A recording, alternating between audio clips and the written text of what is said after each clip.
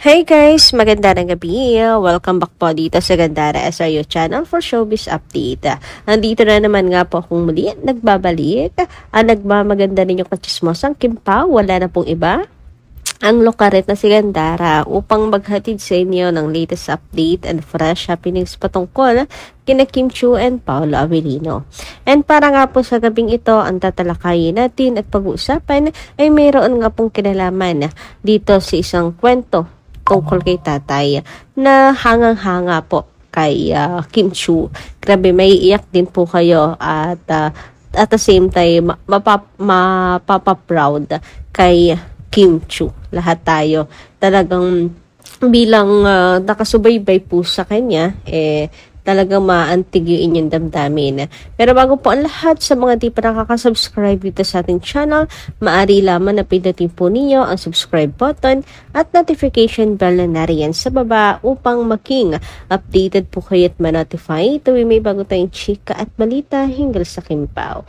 Basta mga balita na may kinalaman po kina Kim and Paolo Avellino, sagot na nga po natin yan. So, eto na nga para sa gabi ito.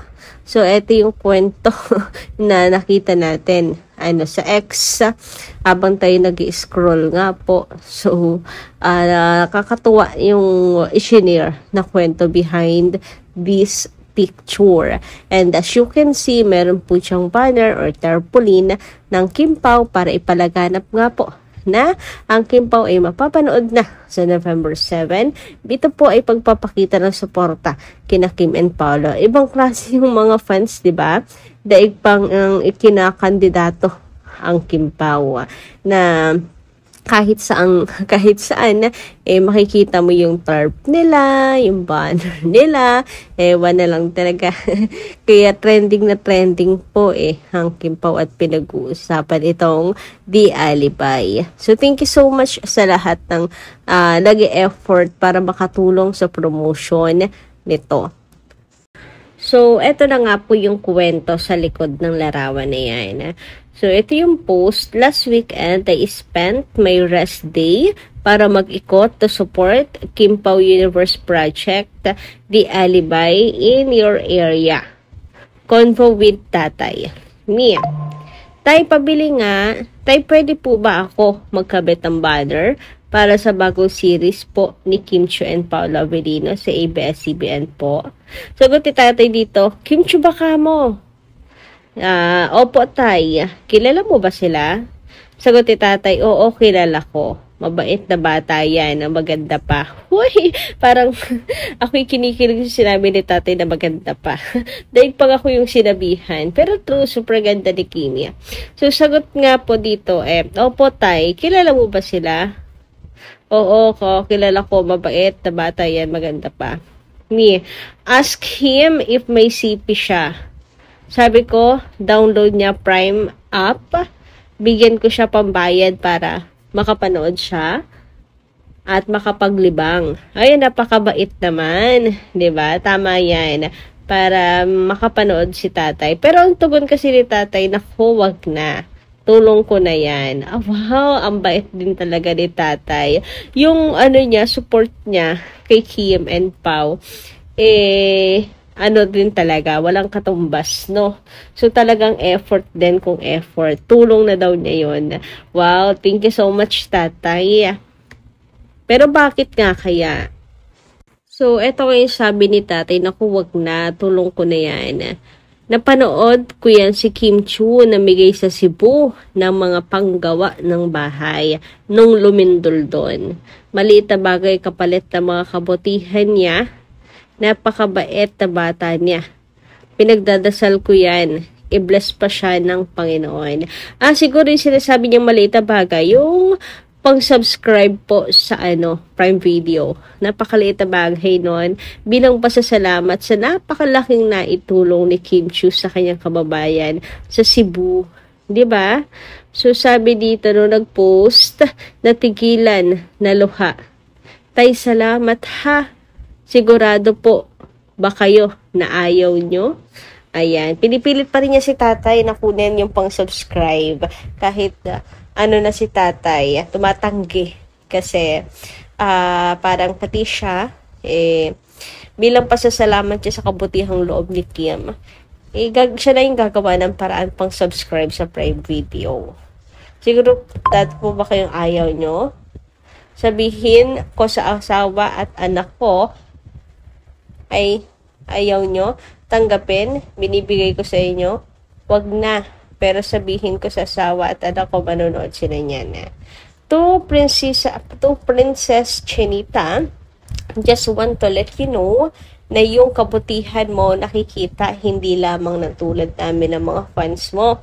Kahit ordinaryong tao, nakikita ang kabutihan ng puso mo. Katulad na lang ni tatay. O, di ba? Pag hindi ka naman talaga natameme niyan, pag di ka naman talaga matouch at maiyak ka. Ipagdasal daw niya kayo at sasabihan mga suki niya na panoodin kayo. At nakatag nga po yung dalawa. Si Paolo and si Kim Chu. So, sana mabasa po nila Kim and Paolo at ma-repost or ma-like man lang po. Iyan. Nakakatuwang kwento no ni tatay. So, bilang fan din ni Kim, sobrang sarap na.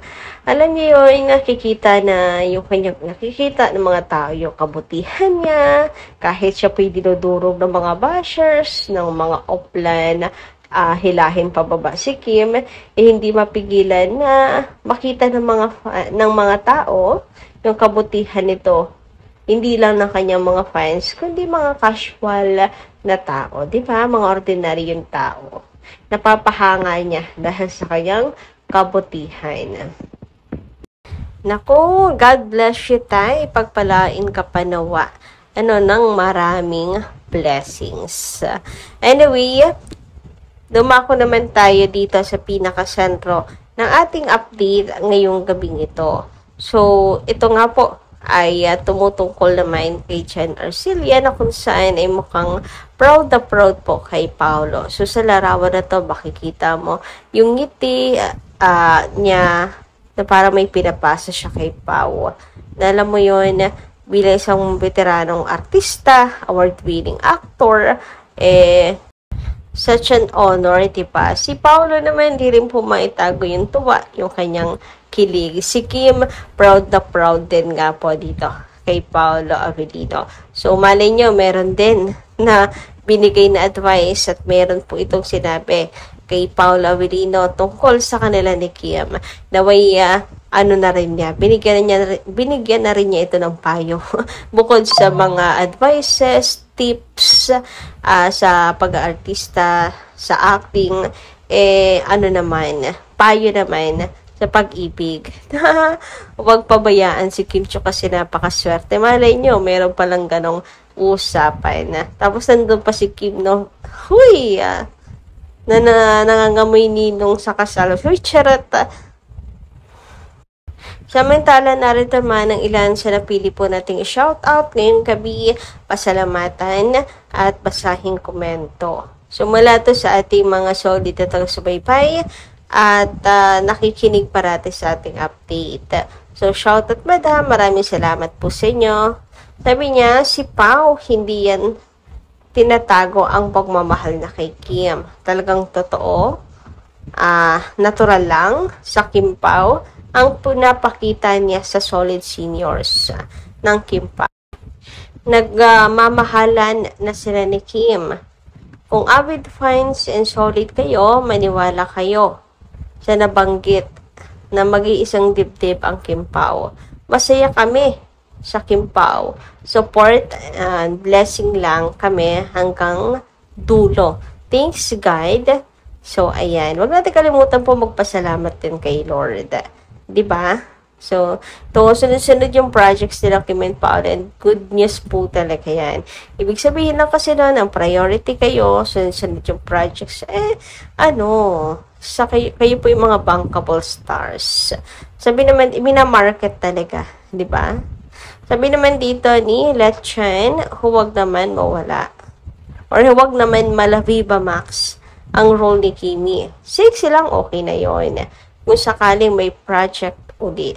So, dami ko lang mapasang ganito. Kagaya ng komento nyo, Ma'am Lynn Chen. Di ba? Huwag naman po talaga yung malaviba max. 'Diba? Okay na yung role ni Kim dito kahit hanggang siya na lang. Napaka-sexy naman ni Kim nawa ay wag na po mag-demand ng kung ano pa man. Kasi conservative nga po itong si Kim Chiu. Siyempre mula po yan sa Chinese fam. Napaka-conservative po. Samantala, ayun naman dito kay Chan Claor. Maganda ring gabi. Tingnan nyo ulit yung video na yan. At pakinggang mabuti. Dinig na dinig, sabi ni Pau na no. Ay, mapakinggan nga po ulit. May problema kasi yung speaker ko. But anyway, ayun nga. Sarap naman kung totoo na rinig na rinig yung sinabi ni Pau na no. Tapos may pagtingin kay Kim na parang mayroon nga pong sinsenyas. Anyway guys, hanggang dito lang po muna aking update. Maraming salamat po sa inyong pakikinig.